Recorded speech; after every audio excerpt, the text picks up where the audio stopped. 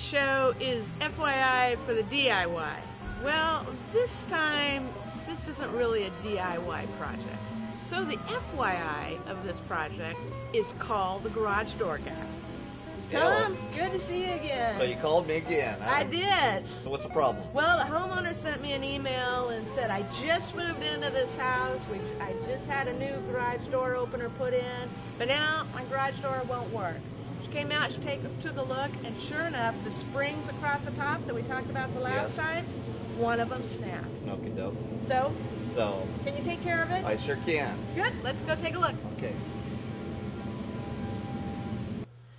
So Tom, at the last garage door we were at, you were telling us that when the spring breaks, you can still open the door, but you have to actually be the spring. You have to become the other spring. Right. So if I was to push that button to get the garage door open, you would actually. You can't do that either, because that means you're touching the button and then you're running all the way over here. And it doesn't work. By the time you get here, that door is stopped. Right. So what you're going to do is you're going to grab your remote.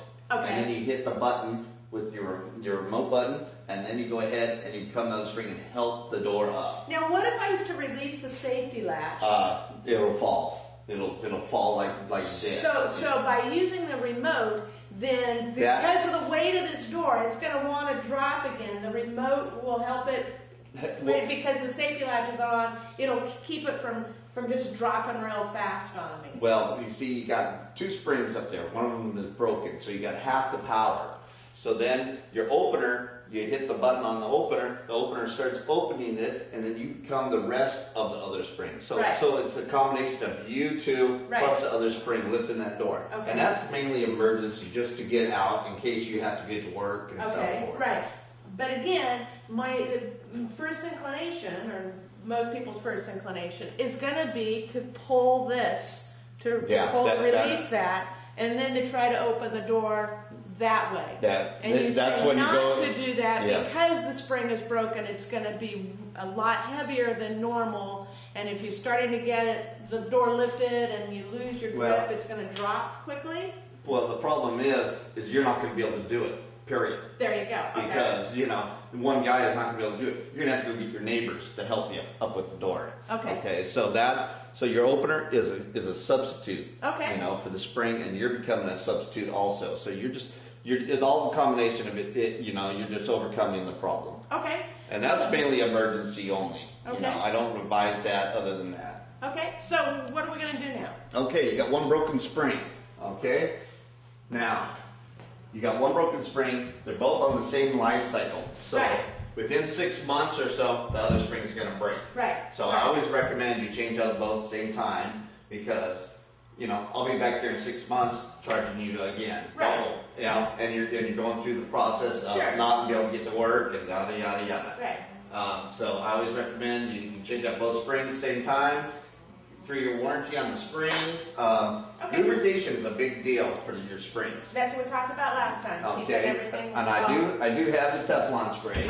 Right. And I recommend the Teflon spray. Right. Because dry lubricant. You'll hear when the door's going down, down the road. You notice that the spring is a little rusty.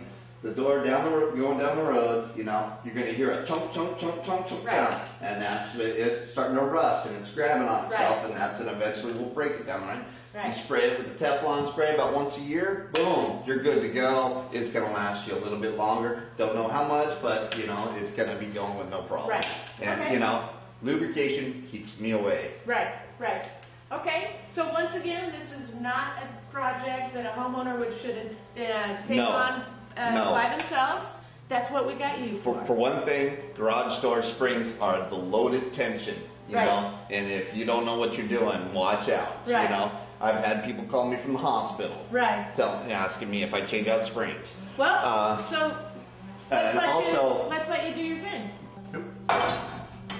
Got to go ahead and release all the tension.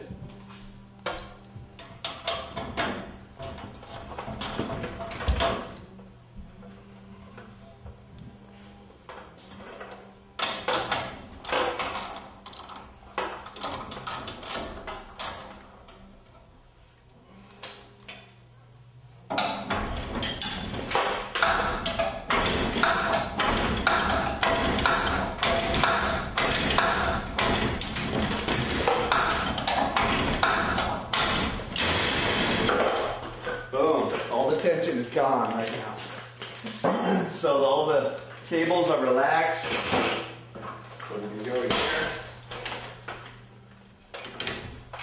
Got to take apart the whole torsion system.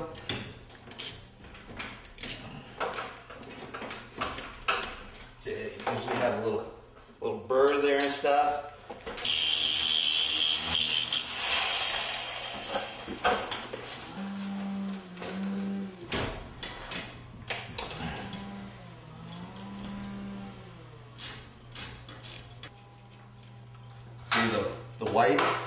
The white at the end of the spring, that's telling me what gauge the spring is.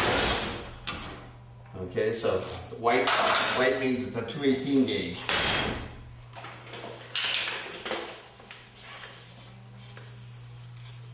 Need all the help I get sliding these things back and forth.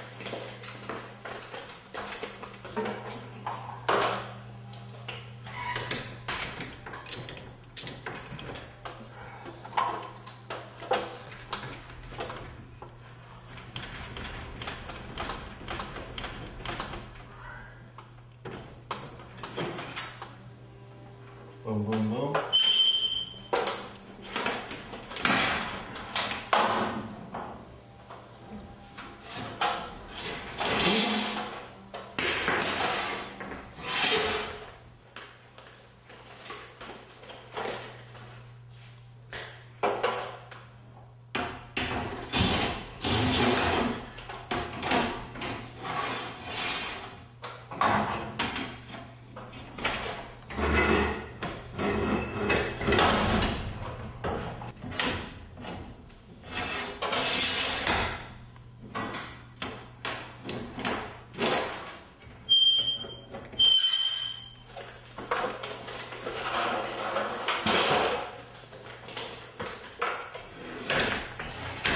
Now, people think that your garage door opener is what opens your door. Your garage door opener is just a substitute for you. That's it. Your springs are what does 99% of the work.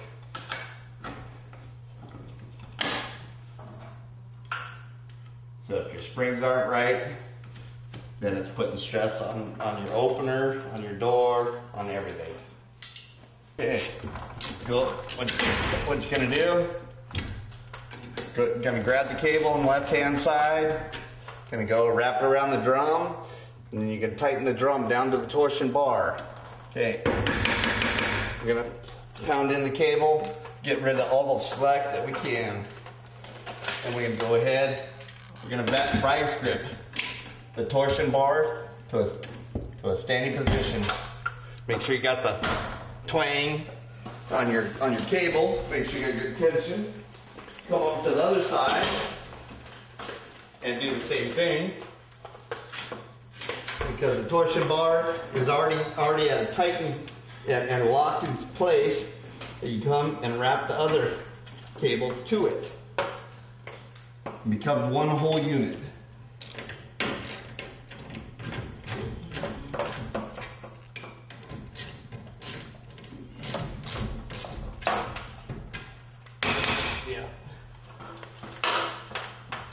Got that twang factor.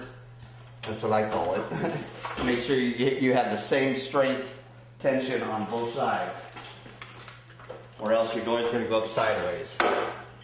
Okay, roughly, when you get the right springs for the right door, it's roughly 1 line for every foot in height. All basic doors are roughly 7 feet. So I'm going to go ahead and I'm going to wrap one at 7.5. I'm going to wrap one at 7.25. That way, the extra 3/4 will keep tension on the door when the door is up, and no slack in the cable.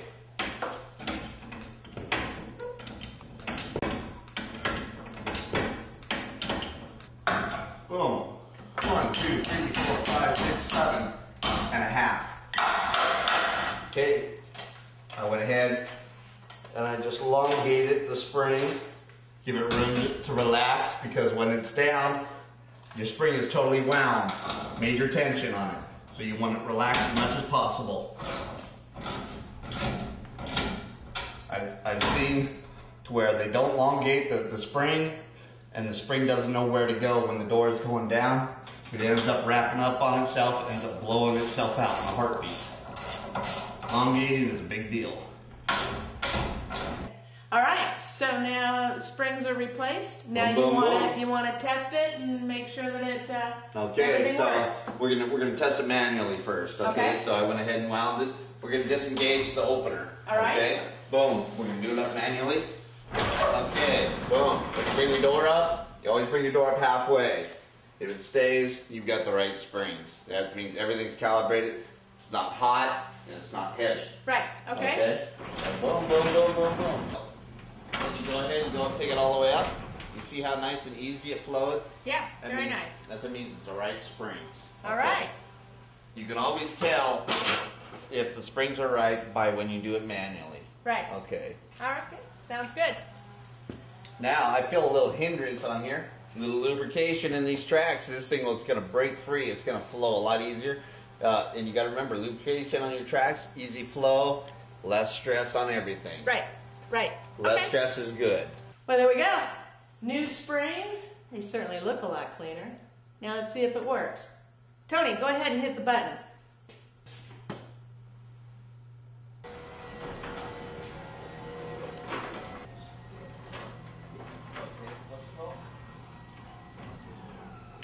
All right, there we go. A DIY, an FYI for the DIY. I always get those mixed up. But once again, this one is really not a DIY project. But that's why we got the garage door guy. Hey, thanks for calling. You're very welcome. See you next time. All right.